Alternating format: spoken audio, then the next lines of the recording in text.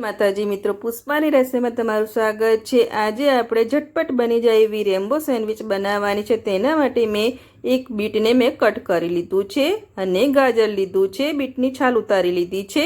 આજે આપણે ઝટપટ બની જાય એવી સેન્ડવિચ બનાવવાની છે। પહેલાં આપણે બીટ અને ગાજરને સ્ટીમ કરીને લેવાના છે। એટલે સ્ટીમ કરવા માટે તપેલીમાં પાણી ગરમ કરી લીધું છે। તેના ઉપર એક કાણાવાળું વાસણ મૂકી દઈશું અને બીટના પીસને આપણે કાણાવાળા વાસણ પર આ રીતે મૂકી દઈશું। 5 થી 7 મિનિટ જેવું લાગે છે સ્ટીમ થતાં। બધા બીટના કટકા મેં લઈ લીધા છે।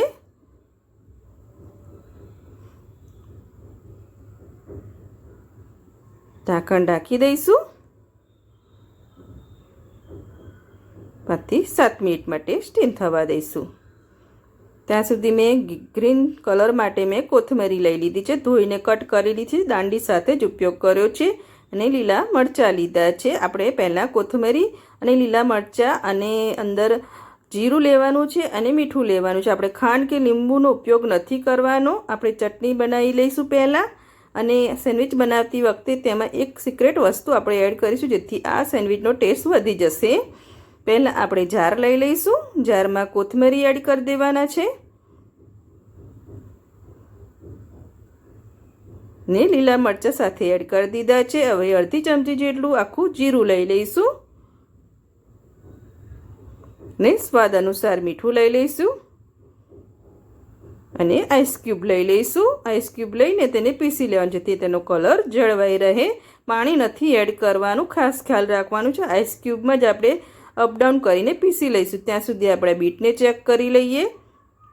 બીટ સ્ટીમ થઈ ગયા છે સરસ। જો તે ચપ્પુ એડ કરીએ છીએ તરત અંદર જતું રહે છે। હવે તેને બહાર લઈ લઈશું ને ઠંડા થવા દઈશું। ફરીથી પાણી મેં ઘર લઈ લીધું છે અને ડીશ પણ લઈ લીધી છે। હવે આપણે ગાજરને સ્ટીમ કરવા મૂકી દઈશું। તેને પણ 5 થી 7 મિનિટ જેવું લાગે છે સમય। બધા ગાજર લઈ લીધા છે અને ઢાંકણ બંધ કરી દઈશું। ત્યાં સુધી ગ્રીન ચટણી પીસી લીધી છે, જો એકદમ પીસાઈને રેડી થઈ ગઈ છે। તેને એક બાઉલમાં લઈ લઈશું।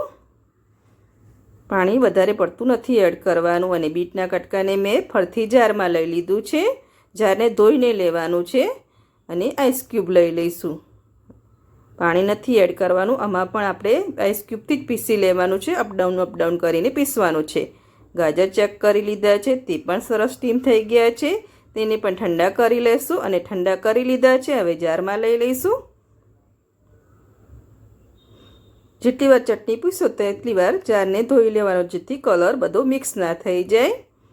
આઈસ ક્યુબ લઈ લઈશું, તેનામાં પણ પાણી નથી એડ કરવાનું, પીસી લીધું છે। તણે મેં બાઉલમાં લઈ લીધી છે ગ્રીન ચટણી અને બીટની અને ગાજરની। પહેલાં આપણે ગ્રીન ચટણીમાં ફ્લેવર એડ કરવાની છે, તેના માટે મીઠું લઈ લઈશું સ્વાદ અનુસાર અને 1 ચમચી જેટલું મેયોનેઝ લઈશું। મેયોનેઝ ટેસ્ટ બહુ સરસ આવે છે, તે એડ કરી દઈશું ને મિક્સ કરી લઈશું।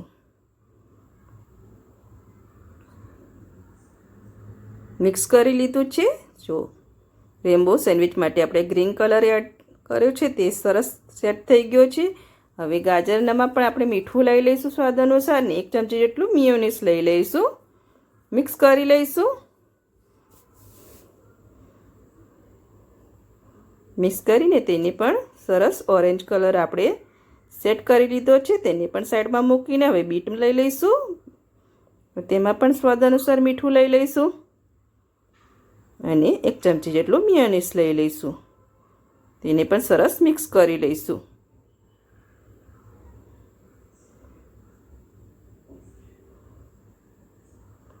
ત્રણેય ફ્લેવરમાં આપણે મેયોનેઝ એડ કરી દીધી છે। હવે આપણે બ્રેડ લઈ લઈશું। હવે બ્રેડ ઉપર આપણે બટર પહેલાં લગાવી લેવાનું છે।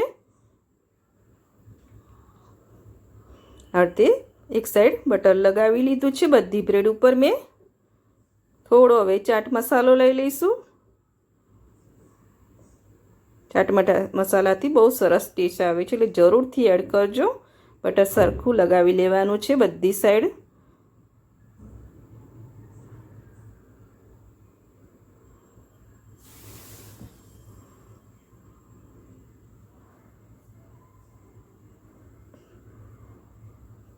ચાટ મસાલો લઈ લીધો છે.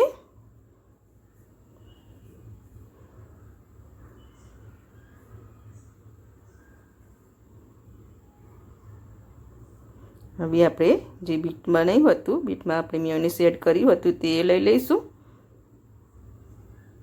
બીટવાળી ચટણી લગાવી લીધી છે બ્રેડ ઉપર. હવે તે સરસ સ્પ્રેડ કરી લેવાની છે. લઈ લીધી છે. હવે ગ્રીન ચટણી લઈ લઈશું. તેને પણ સરસ બ્રેડ ઉપર સ્પ્રેડ કરી લેવાની છે. આ રીતે ખાવામાં બહુ ટેસ્ટી લાગે છે. તમે એકવાર જરૂરથી ટ્રાય કરજો. બાળકોને તો ખૂબ જ ભાવશે. અને એક નવી જ સેન્ડવિચ છે. ઓરેન્જ ચટણી લઈ લઈશું. જો ગાજર અને બીટ બાળકો ના ખાતા હોય તો આ રીતે તમે સેન્ડવિચ બનાવીને તેમને ખવડાવી શકો છો.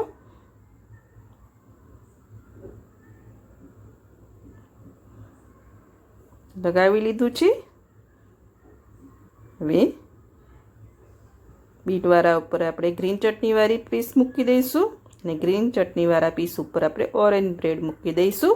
હવે ફરીથી એક બ્રેડ લઈશું, તેના પર આપણે બટર લગાવી લઈશું.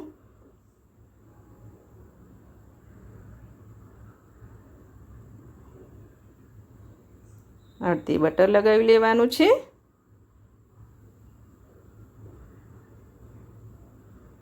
થોડો ચાટ મસાલો લઈ લઈશું. એ બટરવાળો ભાગ આપણે ઓરેન્જ ચટણી ઉપર મૂકી દઈશું ને આપણે થોડું ફ્રેશ કરી લઈશું અને પછી તેને કટ કરી લઈશું. કટ કરી લીધું છે મેં પીસમાં. જો આની ઉપર થોડું બટર લગાવી દીધું છે. એકદમ ટેસ્ટી એવી આપણી રેમ્બો સેન્ડવિચ બનીને રેડી થઈ ગઈ છે. ખાવામાં બહુ ટેસ્ટી લાગે છે. તમે જરૂરથી ટ્રાય કરજો. અને મેં સર્વ કરી દીધી છે. સર્વિંગ પ્લેટ પર લઈ લીધી છે મેં રેમ્બો સેન્ડવિચ. ઝટપટ બની જાય અને બાળકોને ભાવે એવી રેમ્બો સેન્ડવિચ તમે એકવાર જરૂરથી ટ્રાય કરજો. અને જો તમને મારી આ રેસીપી ગમતી હોય તો મારા વિડીયોને લાઇક કરજો, સબસ્ક્રાઈબ કરજો અને બેલ આઇકન જરૂરથી દબાવજો.